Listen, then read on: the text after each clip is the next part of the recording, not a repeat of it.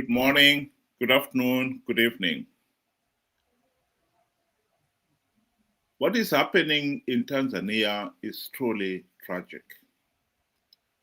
Some reports say that 500, others are going as high as 700 people have been killed in that election protest. And no doubt, billions of dollars of property have been destroyed. And all because the powers that be failed to hold free, fair, and credible elections. This is a cycle that is so sickening. It's a routine in many African countries. We are stuck. Don't seem to be able to know what to do to have a stable political system.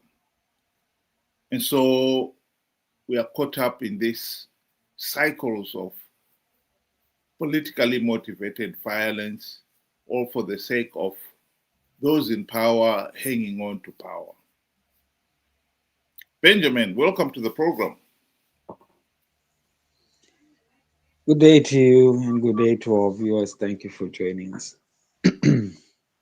How I've been, trying to figure out how to best explain the situation or to find a starting point, and the best thing I can say is Africa, a beautiful continent, and yet it has failed tremendously. I mean, look around. You're finding presidents that are being re-elected at 92 years old. Their vice presidents, some of them cannot even speak anymore, yet alone walk. Here we thought, we've changed. Maybe it was the men that had the problem. Now the women are killing too, in Tanzania. Power, that hunger, that, no succession plan. It's just, the whole liberation of Africa can be summarized in by just saying everything went wrong. That's how best you can put it. Whatever we fought for, it did not materialize at all. Yes, that is truly tragic. What we have here is a situation where this has repeated itself so many times that some of the intellectuals, like Professor Lumumba, is even going to the extent of suggesting that many African countries, particularly the youth, are now looking at coups as a solution to our problem. Let's just hear what he had to say on that issue.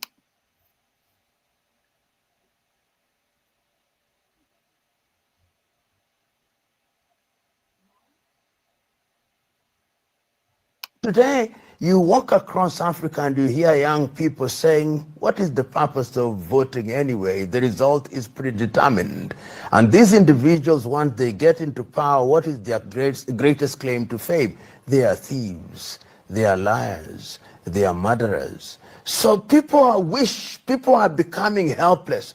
And it is in this context when an enlightened or a group of enlightened individuals in the armed forces then seize power through the barrel of the gun, then they get the people's support, because the people say we don't like these individuals and therefore we are not going to listen to these individuals who say that power has been seized unconstitutionally. We are going to argue that the end justifies the means. And this is why, therefore, coups are becoming something that are celebrated. So And the locomotive is today, you walk across Africa and you hear young people saying, this is most unfortunate, but one cannot deny that he has got a point there. Each time we elect the civilian government, as soon as they get into power, they want to consolidate their hold on power by becoming dictators, by rigging elections, by corrupting all the institutions in the nation to extend their stay in power. And you think, okay, you go to the street protests, you go through all this system, and you finally get rid of them. Another group comes in, they do the same thing. So I think there is some logic in what he's saying, that people are thinking that maybe a military coup is the solution. But of course, in the case of Zimbabwe, that is not the solution, because we did have a military coup in 2017. And all it managed to bring is one faction of ZANU-PF to replace another. Nothing changed. And at the present moment, to be quite honest, in Zimbabwe, the army has become such an part and parcel of the ZANU-PF corruption that it cannot be trusted to do anything else. We've seen this in other countries. Look what is happening in Sudan, where the army had been integrated into the corruption, and they were beginning to enjoy themselves. And when there was an attempt to change, to end the dictatorship, the army took over. Egypt, the same thing. So, in my view, having these coups, military coups, would not be the solution.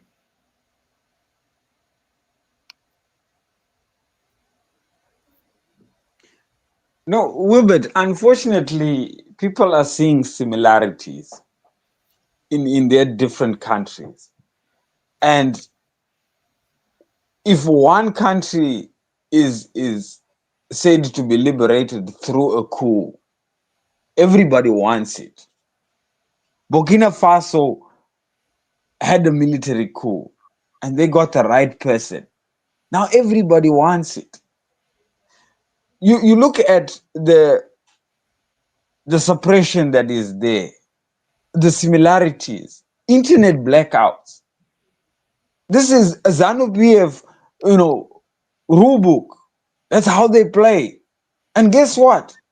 One of the ZANU-PF members was there and was pictured with the president of Tanzania recently.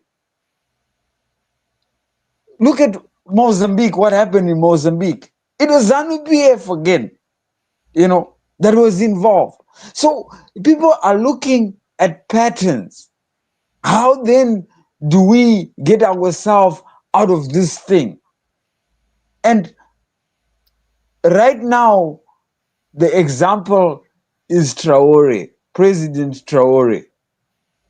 He came through a coup. And now everybody will believe that there is a young man within the ranks that can help. You can no longer stop it. What starts as a peaceful demonstration, if not listened to, will escalate into full-blown conflict. That is what it is. We shouldn't try and meander and straight. That is the truth.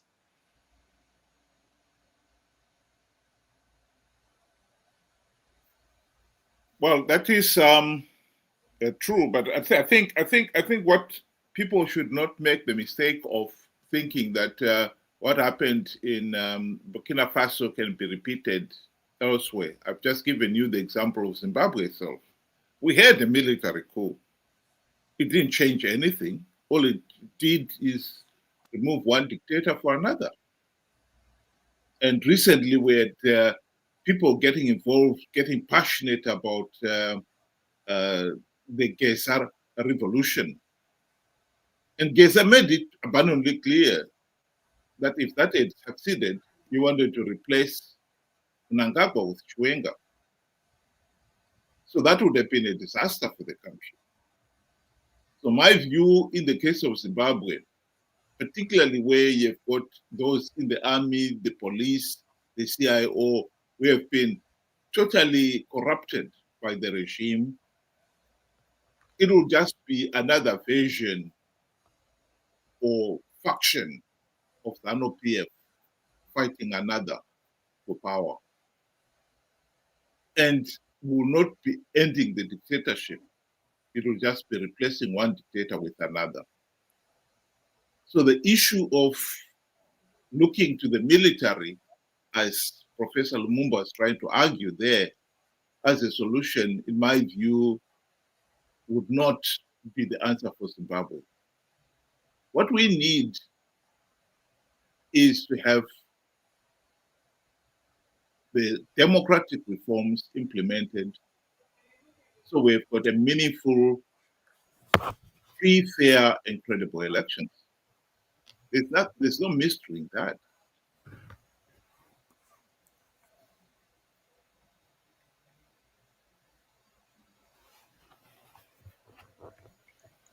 I agree with the point that you're bringing across, and I think it's very valid.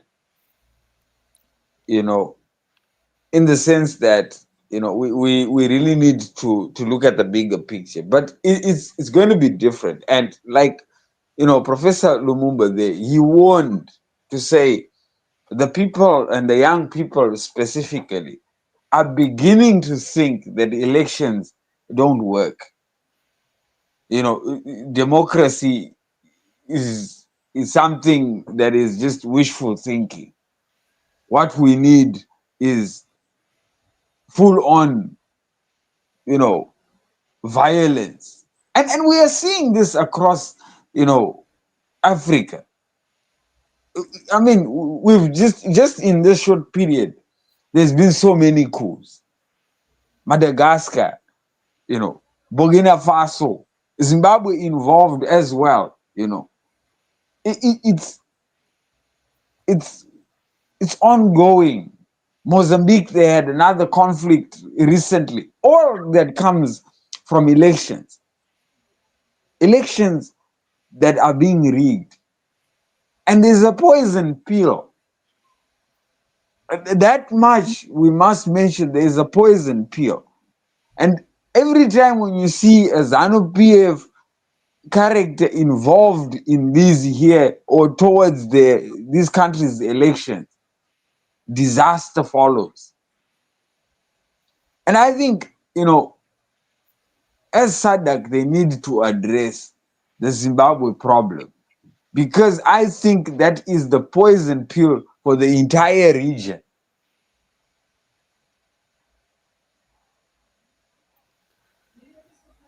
Well, one of the things that I liked about what happened in Tanzania is that there is a video showing many ordinary people in that country marching together to demand change, including church leaders. I think that is a positive thing for Tanzania. And I think it would have been really good if Zimbabwe got to that point. At the present moment, we are failing to get there, to that point, because ZANU-PF has thrown in this bone, this ED 2030. And unfortunately, some of our opposition leaders have jumped onto it, and they've turned that into the big issue. ED 2030 is a side issue, a distraction. We don't need that. We need to focus on implementing democratic reforms to ensure we have free, fair, and credible elections. We just watched the video of the march in Tanzania.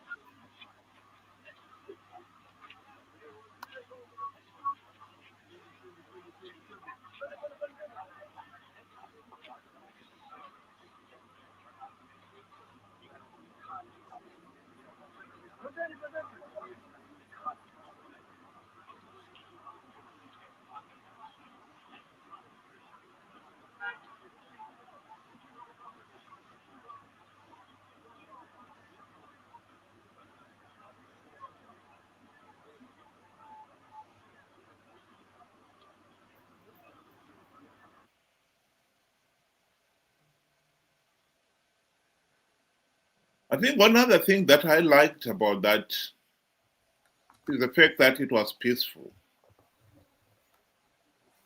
And it's unfortunate that the authorities in Tanzania did not respond to it. Because if they had responded to it, maybe the country would have been spared all the violence that has followed. I'm not sure exactly at what point this march took place, whether it was before the violence or after the violence. But I hope it will mark a turning point in Tanzania's history, where people say we don't want this violent street protests. We'll march together peacefully and demand change. And let's have meaningful change, not token change. Zimbabwe had the opportunity to have that meaningful change during the GNU. I think that point must be made very clear and emphatically clear. We wasted that opportunity. We don't want the violence that we've seen in Mozambique, so many lives lost, so much property destroyed. But at the present moment, there really is no other way out. Because as much as the 2023 elections were flawed and illegal, SADC and the AU condemned them. And yet, we found ourselves in a situation where we are failing to hold those elections. And instead of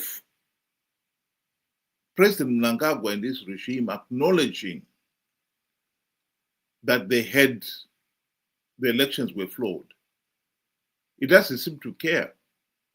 Because in his State of the Nation address, he did not even mention that the regime is implementing even one token reform to make sure 2028 elections are free, fair, and credible. And if we go into those elections with no reforms, the process will be disputed. Many people will be tempted to go on the street, and we could end up with the same level of violence and destruction that we have seen happen in Tanzania. That to me is a tragedy that we really could have avoided. Ben, do you want to give your closing remarks? In closing, I would want to say, there are lessons that can be learned from the events that are happening in Tanzania. First of all, you have people that refused to participate in a shambolic election. They called it as it is.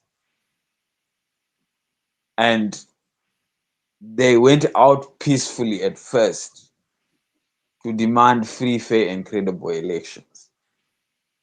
And the good thing, like you said, they were accompanied by men of the cloth, different people of society coming together to address a problem.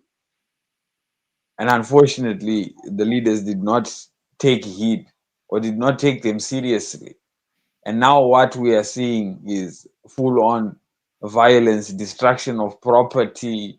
I hear they've taken over airports. They are going towards their state house. It's chaos, burning people's property and so forth. That is the last step that I would want even a country like Zimbabwe to get to. But if the authorities do not pay heed to their people or do not take their people seriously, this would be the fate of many African countries. We saw it in Mozambique. Right now, they should be trying to recover instead of going forward. Zimbabwe's economy is fragile. One of these would draw us right back, to the ground. The bold thing that they did was to first stop their participating in rigged elections. And there is no outcome here. There is no winner right now. And that's a good position to be in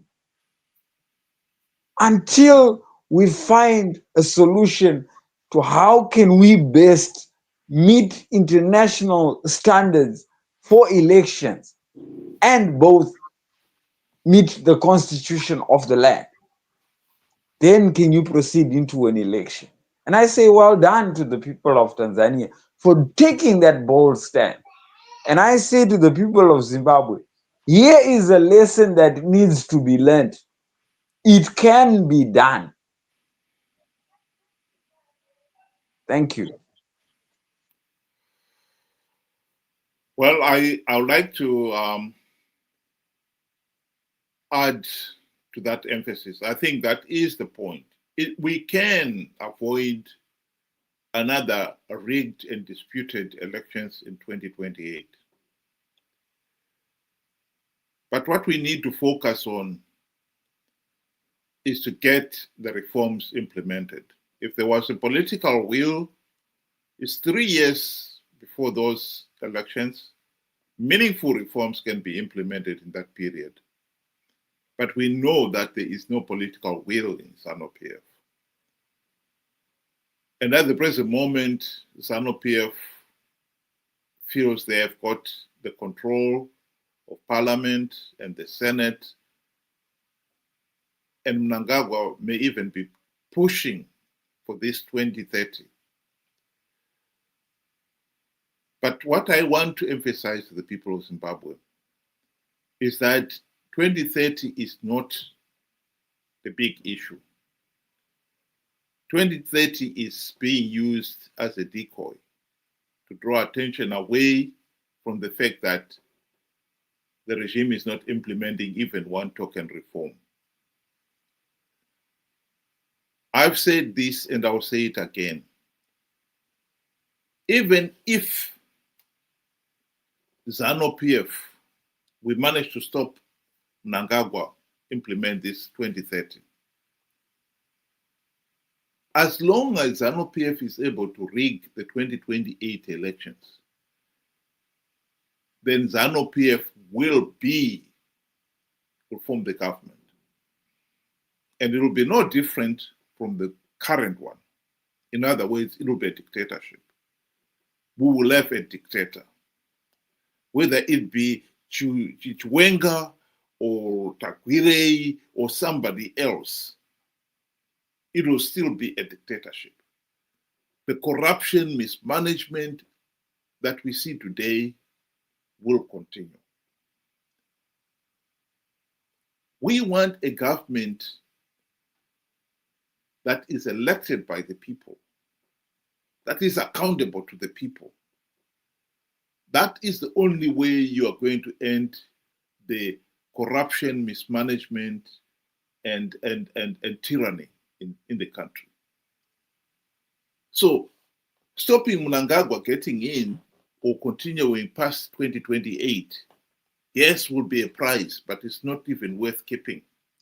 Because if at the end of the day you get another dictator, what good is it? It's no different from what happened in 2017. Yes, Mugabe must go, and Mugabe did go. But look what we got. Another dictator. Nothing changed. So the focus should be, we must get the reforms implemented, or we must refuse to participate in the flawed process to give ZANU-PF legitimacy. That is important. Because if we participate, we give the regime legitimacy. That people should not misunderstand. I repeat, Zimbabwe cannot afford another rigged election that will end up with the same street protests and destruction of property as we've seen in Tanzania. We have had 45 years of rigged elections. Let's stop this madness. Thank you very much. Have a good evening.